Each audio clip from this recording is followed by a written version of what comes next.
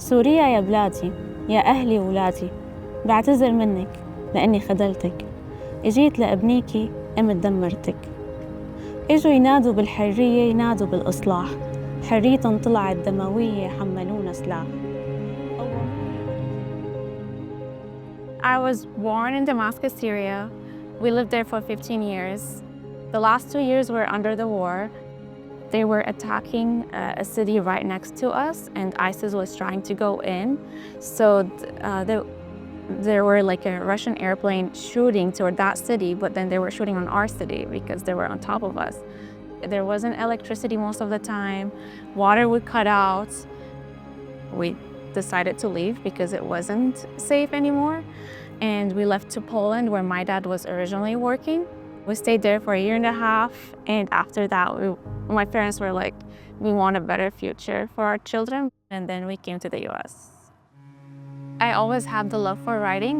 I got more serious about it when I wrote a poem about Syria, and it was about how we all are looking for peace.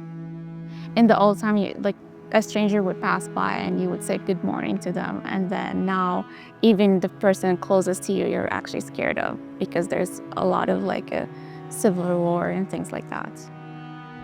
علقونا ببعض، خطفوا منا الحلم، تركونا نلعب معلقين بوهم، قالوا تنتحرر لازم سلاحي أحمل، ضد خيي أوقف وباسم ديني أقتل.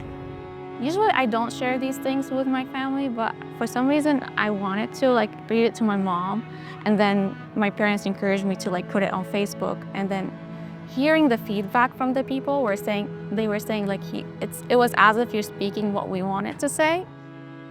It's not easy to be Christian in the Middle East.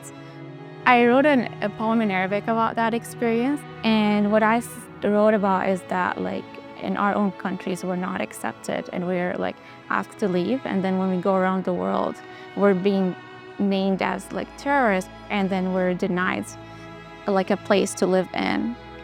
It's just saying that I can't find a place for me because I've been kicked out of my country, and then there's the rest of the world is not ready to doesn't want to take me in.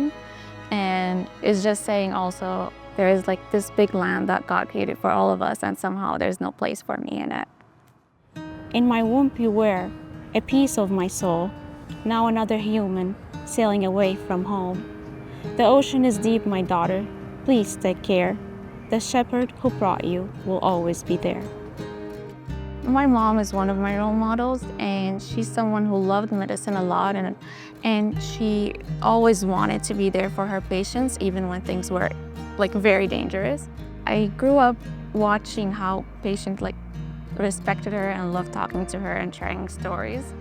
The things I love about medicine in the Middle East is that at that time there was no insurance companies and there was no restriction on time, so you could stay and spend time with your patients. In undergrad, I worked with our newsletter in the school. During my gap here, I worked with an Arabic newsletter. It's called Al-Akhbar. And now here in Loma Linda, I'm the chief editor of our newsletter, and I'm happy to get a voice.